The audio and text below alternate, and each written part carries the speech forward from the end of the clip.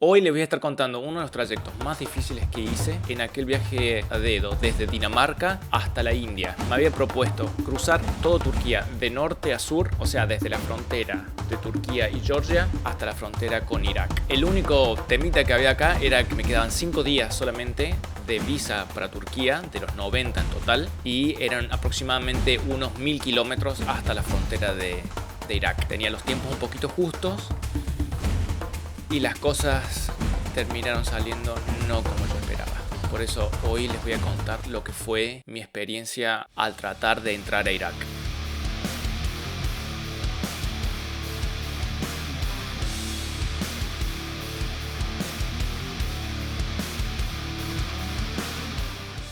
Mi objetivo de todo este viaje era primero poder experimentar la hospitalidad local, en este caso la hospitalidad kurda, y poder compartirla al mundo. Yo en ese momento estaba viajando dedo, así que eso me permitía poder entrar a las culturas locales de una manera un poco más profunda de lo normal y de esa manera compartir mis vivencias. El único tema que en ese mismo momento había una campaña militar turca y consistía en movilizar tropas hacia la frontera con Siria y penetrar en territorio sirio. El tema es que mi entrada planeada a Irak era en un punto donde se podría decir una triple frontera porque están muy cerca los tres países uno del otro, o sea, Irak, Turquía y Siria. Y esto le agregó un poquito más de complejidad al viaje a dedo que tenía propuesto con 5 días solamente de visa. Era prácticamente yo solo. Viajaba con mi mochila y mis cosas, pero no tenía ni guía, ni equipo de filmación, ni nada. Mi idea era viajar lo más austero posible, no levantar la tensión en ninguna parte y tratar de penetrar lo máximo posible por territorio kurdo y entrar también, si se podía, al norte de Irak o al Kurdistán iraquí.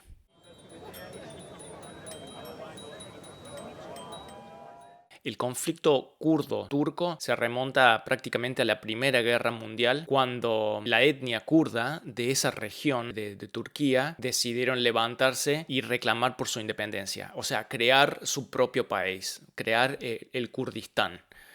El problema es que esta región no solamente está dentro de Turquía, sino también un poco en Siria, en Irak y en Irán también.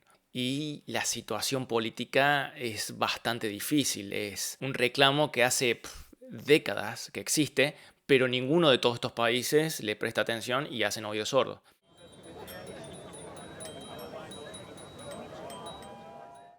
Esta historia empieza en Georgia, en el Cáucaso, en mayo del 2018, y mi idea era cruzar desde Georgia hasta Irán, pero usando la ruta de Turquía, Irak y recién ahí Irán. Había conocido a algunos kurdos antes en la parte sur de Turquía y la verdad me había encantado la hospitalidad de esa gente y todas las historias. Mucha gente me dijo que la parte norte de Irak es mucho más segura que lo que controla Bagdad, que es el resto de Irak. Entonces me había surgido la idea de cruzar.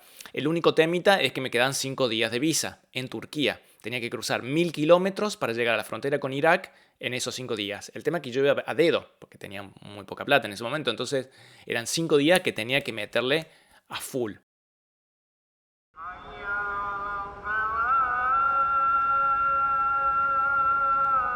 La primera parada fue la frontera de Georgia y con Turquía, se llama Turk-Gosu. Me acuerdo que cuando crucé la frontera, o sea, dejé Georgia para entrar a Turquía, el guardia turco, me acuerdo, en la oficina ese de control de pasaporte, me hizo a través del vidrio este gesto, con la manito. O sea, me quedaban 5 días, como diciendo, no sé a dónde va a Turquía, pero te quedan 5 días de visa. Ese trayecto de Turk-Gosu hasta prácticamente Erzurum, que está en el centro del país, de todo mi trayecto total, fue bastante tranquilo, no hubo casi controles militares y la verdad que fue fácil hacer dedo también, llegué con muchísima facilidad. Una vez que estaba en Erzurum, conocí una familia que me levantó a dedo y me terminó invitando a su casa, gente muy amable, me invitaron a cenar, muy hospitalaria la gente, la verdad que fue un amor.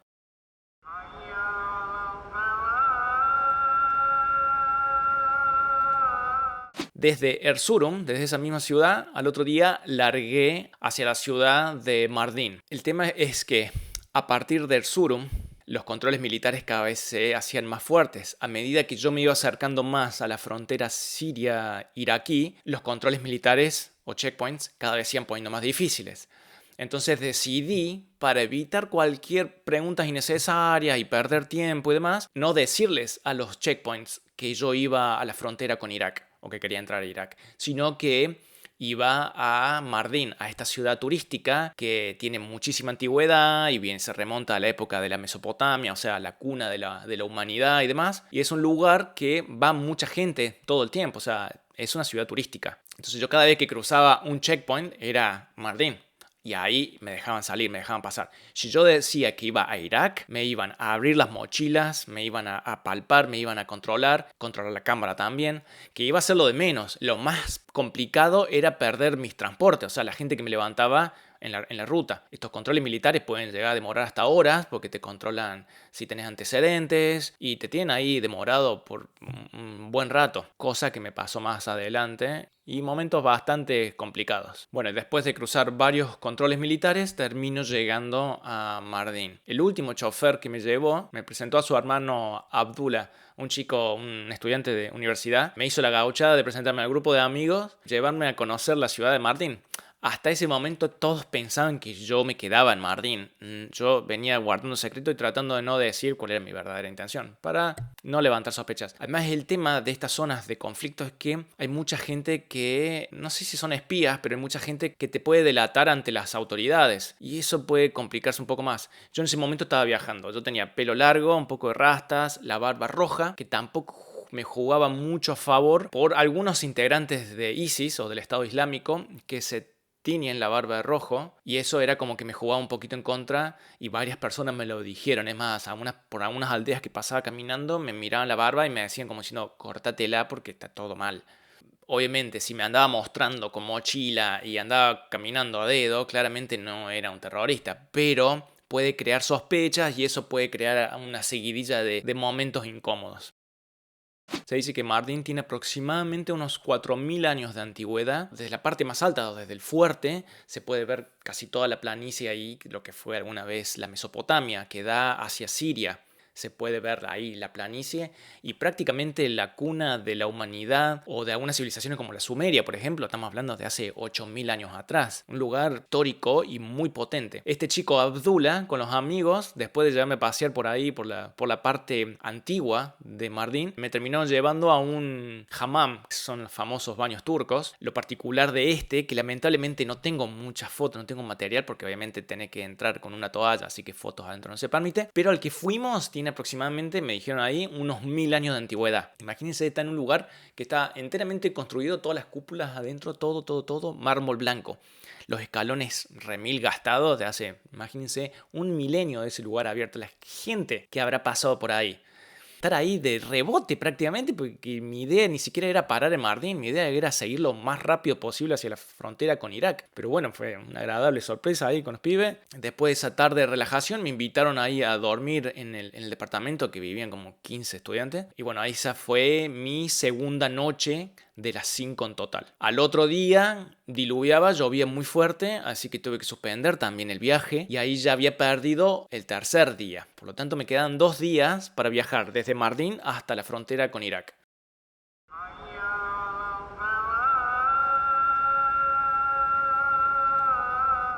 Al cuarto día salgo de Mardin. Primero me levantan en la ruta, es un camionero, me invita a un desayuno fuerte, copado, con tutti. Yo venía muerto de hambre. El único tema es que, claro, uno cuando viaja dedo, viaja atado a los tiempos del otro, del que te levanta. Entonces tampoco uno puede reclamar, ¿no? Decirle, vamos macho, que estoy llegando tarde a la frontera de Irak. Entonces era como un poquito complicado en ese momento porque, claro, la gente se relaja, se toma un cafecito de más, charla, quieren saber de vos y vos tenés la cabeza de decir, por favor, me queda contando las horas que te quedan de visa. Además, la responsabilidad era totalmente mía. Yo había decidido hacer dedo y viajar así, o sea, no me quedaba otra. Y a medida que me iba alejando más de Mardin y me acercaba más a la frontera iraquí, pegado casi en manera paralela a la frontera con Siria, los controles militares no solamente se iban incrementando en distancias, cada vez estaban más cerca uno del otro, ya a puntos de casi cada 5 kilómetros te encontrabas con una barricada, por lo general eran estos bloques de concreto que están cruzados para posibilitar el pase de vehículos, de coche bomba o de cosas así, de vehículos suicidas. Y cada vez iba viendo que los vehículos blindados turcos eran cada vez más grandes, ya se notaba presencia militar más intensa, mucho más que en otros puntos del norte de Turquía. Y bueno, y la rutina era prácticamente pasar, mostrarles el pasaporte, que te lo controlen, verte la mochila un poco, a veces te palpaban la mochila para ver si no llevabas armas o drogas o lo que sea. Entonces como que ya empezaba a haber una rutina.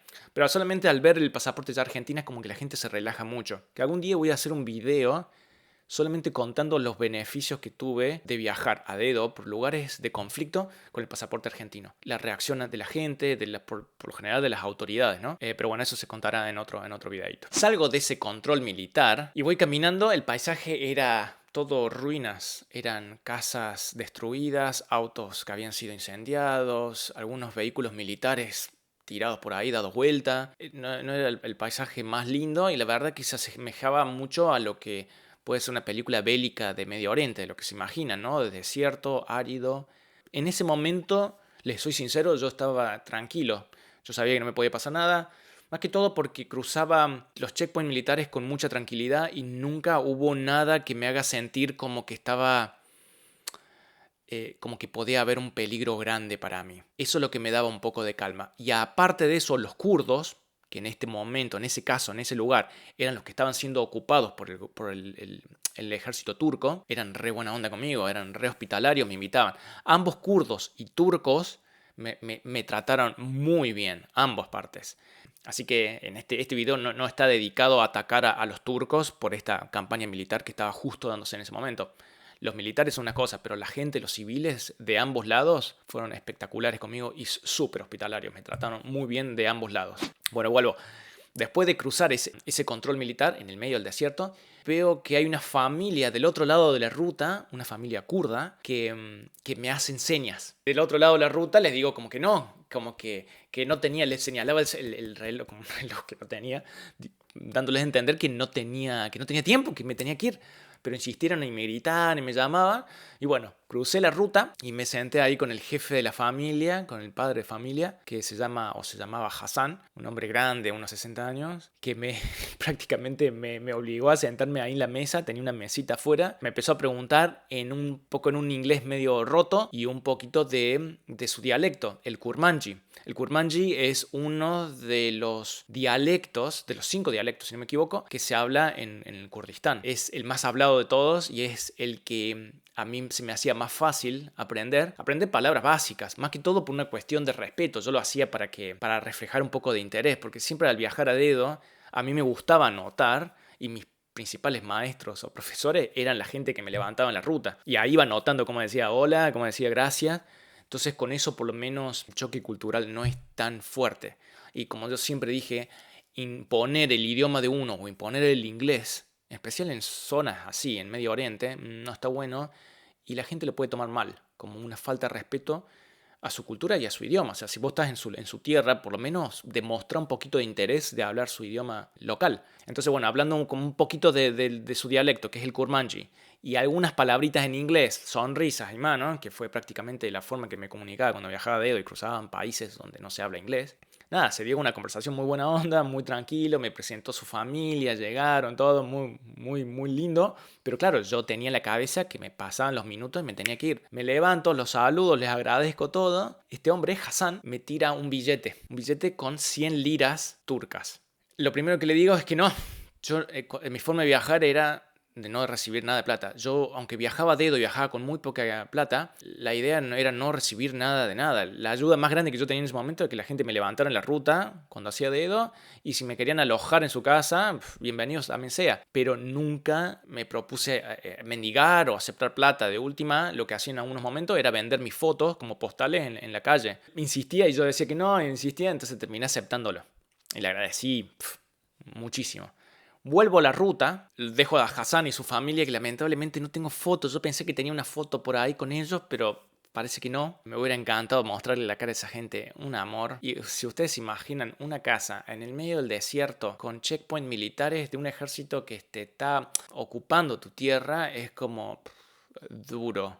Sin embargo, la gente me pasó este billete. O sea, generosidad al máximo. Esa era mi idea al viajar a dedo de esa manera y por esos lugares. Era quizás un poco arriesgado para mí, es verdad, no lo voy a negar, pero al mismo tiempo poder compartir con ustedes o con el que le cuente estas historias de la amabilidad y la generosidad que hay en el mundo, ¿no? Que no es todo terrorismo y todo ataques, que es lo que más se vende en las noticias, ¿no?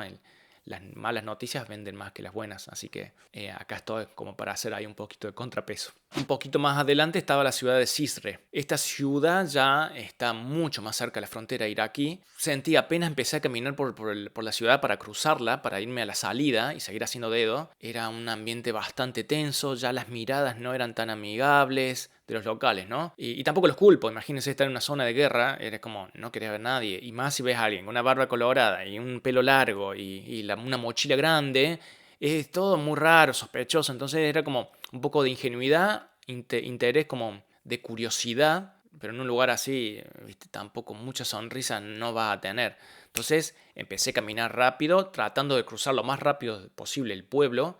Los controles militares eran uno atrás del otro, mucha presencia militar turca, muchos vehículos blindados de tamaño, ya habían tanques de guerra, se podían ver algunos helicópteros pasar, helicópteros de combate, y bueno, yo metiéndole pata, caminando. En un momento me cruzo con el río Tigris. El río Tigris es uno de los testigos del origen de la humanidad. Junto con el río Éufrates, prácticamente envolvían la Mesopotamia, ¿no? Este lugar fértil que le dio origen a una de las cunas de la humanidad. Cruzo el río Tigris, paso un par de controles más militares y ahí nomás me levanta un taxi, que funciona, creo que era un taxi, y no me piden plata, nada, y se ofrecen llevarme hasta la frontera con Irak. Me piden el pasaporte, me controlan algunas cosas.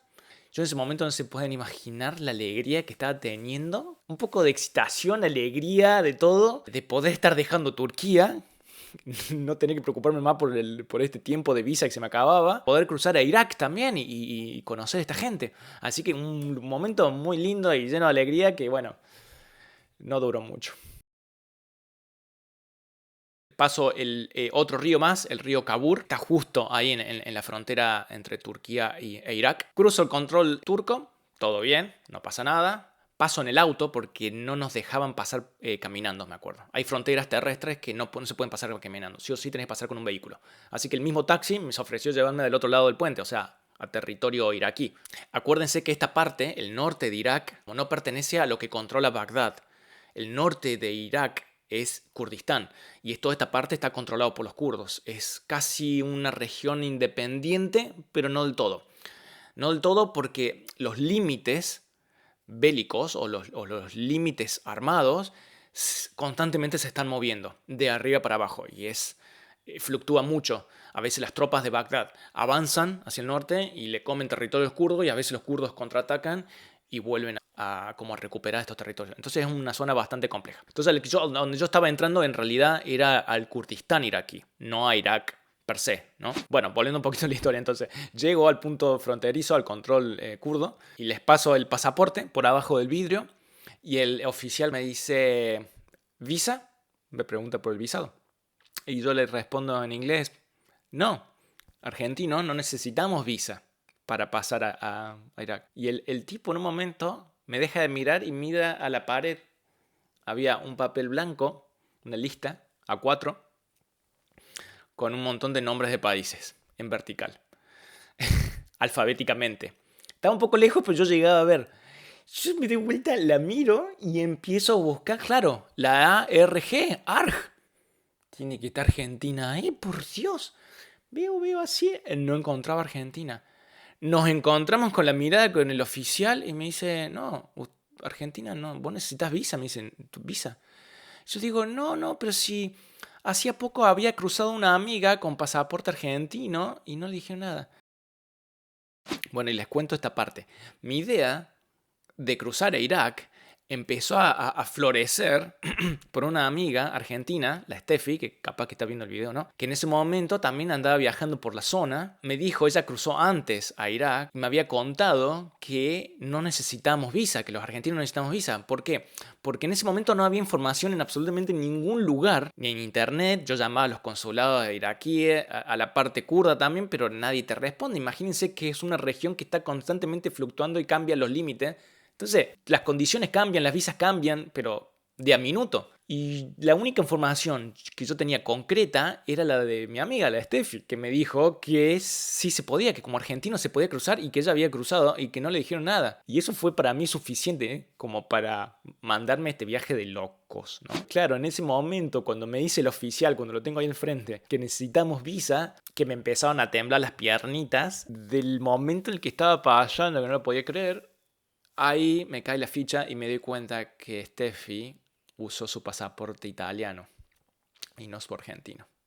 Ella no me lo dijo, yo no le pregunté y ahí estaba yo, donado el chico.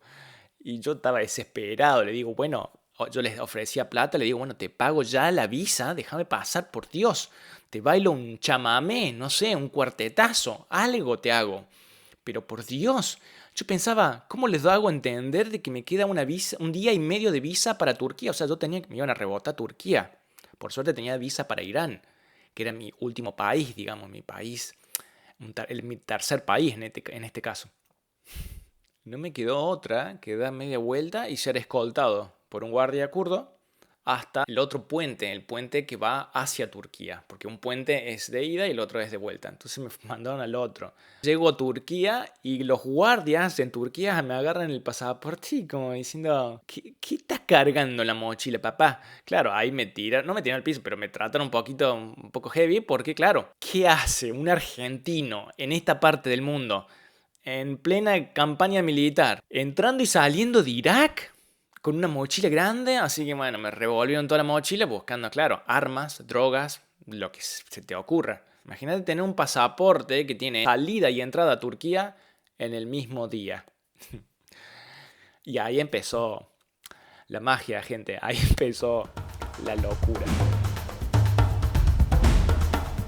Les hago otra aclaración. ¿Por qué yo estaba tan preocupado por el tema, por el tiempo que me quedaba en Turquía? Era porque muchas veces cuando te sobrequedas en un país, te ponen una estampa roja o te lo marcan al pasaporte.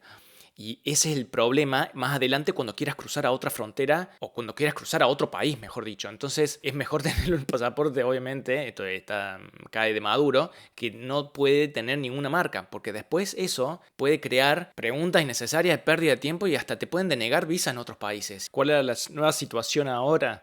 Después de este intento fallido, era volver a Turquía y hacer aproximadamente unos 360 kilómetros hasta la frontera iraní, que iba a ser mi salida, mi escape. El tema es que se le calculaba aproximadamente unas 7 horas de viaje. Al no tener tanta información, lo único que me quedaba era tratar de entrar lo máximo posible de vuelta a Turquía en las partes más habitables y conseguir un bus de vuelta. Pero claro, o un minibús hacia la frontera iraní. Pero claro, yo cada vez que me subía a uno de estos minibuses, lo primero que te hacen es verte el pasaporte. Claro, no querían llevarme, no, era una papa caliente que nadie se quería hacer cargo y mucha gente me rebotó.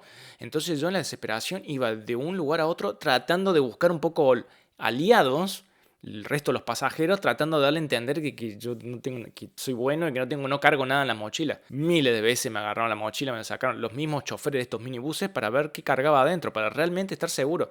Porque tienen razón, imagínense que haya un checkpoint más adelante y los policías turcos nos hagan bajar todo, me agarren a mí, me abran y que tenga algo, un regalito ahí adentro, un arma o quién sabe, o droga. Finalmente pude subirme a un minibús que me llevaba hasta Sirnak, que eran unas 10, 15 liras turcas que le pagué. Y antes de llegar a Sirnak, en uno de los controles me ven por la ventanilla y me hacen bajar. Yo hasta ese momento, cada tanto me sentaba siempre atrás y me tapaba, yo llevaba como un pañuelo grande y un tipo velo, y me lo ponía por encima de la cabeza, por lo menos para camuflarme. Claro, imagínense a alguien que es rubio, medio pelirrojo, con las rastas y la barba, saltaba al toque, parecía que tenía una luz de neón encima. Entonces los militares me hacían bajar el toque y me controlaban para ver porque era un bicho raro, era un bicho de otro pozo en ese lugar. Entonces creaba mucha sospecha, ¿no? Me hacen bajar de este control antes de llegar a Sirnak, en las afueras. Entre una cosa y otra, el control de pasaporte y todo, lo veo de lejos al chofer del minibús que me hace con una manito, chao papito, nos vamos. Y yo la desesperación, tratando de convencer a los militares turcos que por favor me den. No, oído sordo, a nadie le importa nada. Pasa eso, el minibús se me va y me hacen sentarme a un costadito. Esta es la foto que les muestro ahora, que es donde aparezco con estos muñecos ahí. Y en esa parte, cuando me hacen sentar y demás, sacamos esta foto y ahí me dicen que haga la seña del lobo gris, que es esta. Es un símbolo que usan ultranacionalistas turcos, se oponen principalmente a que hayan otras etnias en Turquía. En esa bolsa también caen los kurdos. Bueno, en la foto me obligan a hacer eso yo creo que después lo entendí un poco, fue como un poco para provocar a los kurdos que estaban pasando. Yo viajaba principalmente con kurdos, hay muy poca población turca en esa zona. En un momento hasta los mismos militares me querían pasar una K-47 para hacer unos disparos al aire. Lo loco que al final, o sea, les dije que no, la K-47 nada, pero lo loco que unos meses después estaba en Pakistán con otros militares viviendo en esa estación de policía, que es otro video, que bueno, se los dejo por ahí para que lo chusmen después, lo que fue. Y terminé así cargando una Q-47. Pero en ese momento, claro, yo lo único que quería era desaparecer de ahí y arrancar. Me dejan ir, me subo a un autito y me llevan hasta Sirnak. Pidiendo información, llego hasta una oficina de donde salían supuestamente minibuses hacia el este, hacia Irán. Pero, claro, a esta hora ya era casi el atardecer, ya no había nada, se habían cortado todos los minibuses, ya no salía nada. Así que yo con la vena ahí, con la frustración y todo, bueno, empecé a caminar. Imagínense, no tenía wifi, no tenía internet, nada. Yo iba preguntando a la gente más o menos y orientándome con el sol, más o menos sabía hacia dónde estaba el este. El tema es que en un momento estoy saliendo de Sirnak y del otro lado veo unos soldados turcos, obvio, que están como custodiando una base militar o un cuartel. Y les pregunto del otro lado de la calle si esa era el camino, era la dirección para salir de Sirnak. En un momento me dice algo militar, yo no entendí, le pregunto de vuelta y ahí es cuando me grita de vuelta y empieza a cruzar hacia mí con el arma apuntándome con una K-47 y yo ahí en ese momento, imagínense, se volvió todo silencio. Se apagaron todos los sonidos, las bocinas, el ruido de la gente, todo, porque era como, ¿qué está pasando? Levanto las manos, me tiran al piso, me sacan las mochilas. Imagínense con una K-47 apuntándote en la cabeza en un momento así, es como, ¿qué hago acá? ¿Quién me mandó acá? Era como, esto ya se está volviendo bastante complicado. Me revisan todo, muy loco ese momento, porque yo estoy en el suelo y veo a un costado que pasa un hombre, un viejito que venía de hacer las compras en el mercado, y le hace una seña al soldado, pero dos tipos, seña así, como diciendo, no tiene nada que ver. Y ahí me sacan el arma, me levantan, me devuelven la mochila, hago, no sé, 100 metros, tratando de hacer dedo que me levante quien sea. Yo quizás no estaba entendiendo, no era consciente de dónde estaba, la verdad. Porque en ese momento, claro, no había más minibuses, no salía nada, entonces dije, bueno, pruebo a hacer dedo. No pasa ni 2 minutos que para una minivan, se abre la puerta esta corrediza así al costado y, no sé, entré 4 hombres y me llaman, me dicen que me podía meter. Me mando y me cuentan que son kurdos, hablan un poquito de inglés, me preguntan dónde estaba yendo y demás, les digo que me quería ir hacia Irán, salir, pero bueno, ellos vivían ahí, no me podían llevar, pero me dicen, bueno, de última, pasá la noche con nosotros y mañana vemos si te conseguimos un minibús, así que bueno. Me llevaron, terminamos comiendo un asadito ahí, se tiraron unos tipo kebab. En algunas partes las kebabs son como alitas o patitas de pollo que los meten en este tipo brochet de metal y los hacen ahí a las brasas. El típico asado turco. Y mientras yo les contaba mi situación con ellos, el atardecer ya había terminado, ya se estaba haciendo de noche, tratando de un poco de buscar un poco de camaradería y que alguien me escuche todo el drama que venía pasando, ¿viste? Cuando uno necesita contarle. Y claro, esta gente han sido oprimidos por mucho tiempo por el ejército turco, entonces me prestaban atención, me consolaban, me abrazaban, la verdad que fue la contención que necesitaba que alguien me mandó, fue un alivio. Y en un momento estamos ahí picoteando el pollito, yo con un nudo en la panza no podía comer nada, tenía unos nervios, y veo, primero en realidad escucho, y después veo unos helicópteros pasar, ya era de noche, mira, me dice, esos son los cobras, me dice. Y eran helicópteros Cobra, estos helicópteros artillados que salen a la noche con visión nocturna, me contaban ellos mismos, que pertenecen al ejército turco, a buscar a los rebeldes de las milicias kurdas que operan principalmente por las montañas. Los kurdos son reconocidos por ser guerreros muy aguerridos y que se mueven muy bien por las montañas. Entonces hacen guerra de guerrillas y hacen emboscadas al ejército turco. De ahí terminamos de picotear un poquito del asadito y me lleva uno de ellos, que me olvidé el nombre, pero fue mi salvador, a su departamento, pero me dejó dormir en el departamento de al lado, que era su oficina. El tipo era escribano o abogado, no me quedó bien muy claro, pero no hablaba mucho inglés, pero me dejó dormir ahí. Imagínense, yo no pude dormir nada, estaba toda la noche ahí estresado, tenía un nudo.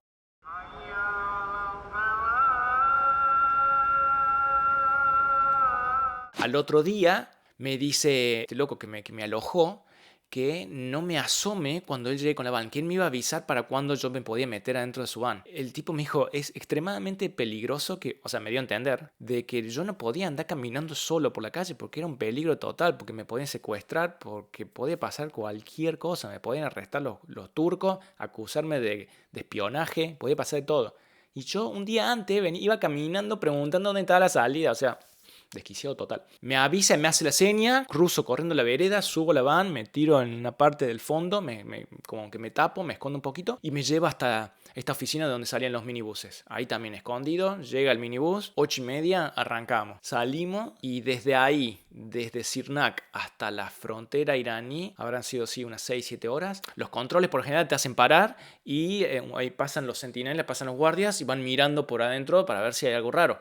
Pero claro, yo estaba al fondo tirado, sin las mochilas claramente, estaban en la bodega del minibús, y iba tapado, entonces me tapaba un poco la barba y el pelo largo, y eso me dejó pasar varias veces. Hubo controles donde sí me hicieron bajar, pero por suerte, más allá de controlarme un poco la mochila, me dejaron seguir. Y les mostraba la visa de Irán también, que eso me ayudaba mucho a confirmar de que me estaba yendo a Irán. Y por suerte ya cada vez los controles militares no se hacían tan seguidos, ya hasta calculaba más o menos la distancia entre uno y otro, y ya ahora ya podríamos decir que era uno cada 50 kilómetros, 40 kilómetros, entonces ya era mucho más relajado. Lo loco era que cada vez que cruzamos uno de estos checkpoints, los mismos kurdos que iban, eran todos kurdos los que iban en la van, como que aplaudían y algunos me abrazaban, festejaban conmigo como que no me habían detectado que había pasado sin que me digan nada. Entonces como que había una camaradería ahí que la verdad que me hacía sentir bien. Imagínense estar solo en esos momentos de como uff.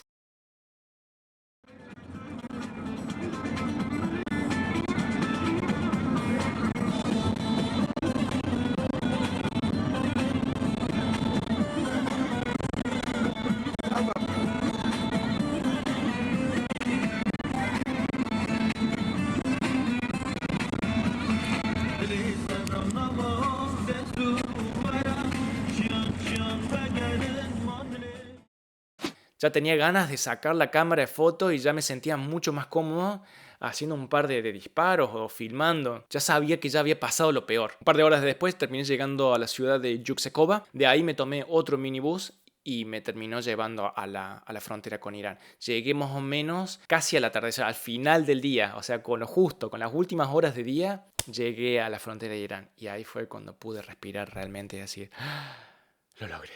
Lo interesante de todo esto es que una vez que crucé a Irán, me llegó un mensaje por internet, un kurdo, pero de Irán, estaba organizando un evento donde invitaba a extranjeros para que vivan un poquito lo que era la hospitalidad kurda. Terminé haciendo eso por casi una semana, con hotel, comida, tour por todos lados. La verdad que fue una experiencia increíble y muy por dentro de la cultura kurda, pero de Irán. En definitiva, se me terminó dando, no en Irak, pero se dio en Irán. Y el último detalle interesante de todo esto, y ya para cerrar esta historia que se está haciendo eterna, es que ese billete que me dio Hassan, ¿se acuerdan? Esas 100 liras turcas que me dio en el medio del desierto y después de algunos checkpoints militares. Esa plata fue la totalidad de gasto que tuve en todos los buses o minibuses desde la frontera de Irak, donde reboté, hasta la iraní. Exactamente gasté 100 liras turcas. Así que, no sé, fue bastante especial eso, ese detalle. Bueno, en definitiva, esta gente, tanto kurdos como turcos, es gente llena de amor, súper hospitalaria, y el único tema acá es el conflicto entre sus políticos y sus partes armadas, digamos. Pero la gente en sí es pura generosidad. Y esto lo seguí confirmando a medida que me moví por Irán y después como me moví por Pakistán también. La gente está llena de amor, de hospitalidad y más hacia un extranjero. Y yo fui un testigo en primera persona de todo esto. Así que bueno, les quería compartir un poco esto para que conozcan otro rincón del mundo y las cosas que pasan en estas partes donde no todos pueden llegar y no todos se animan a llegar. Así que bueno, muchas gracias por pasar una vez más por el canal y bueno, nos veremos en el próximo videito. Gracias.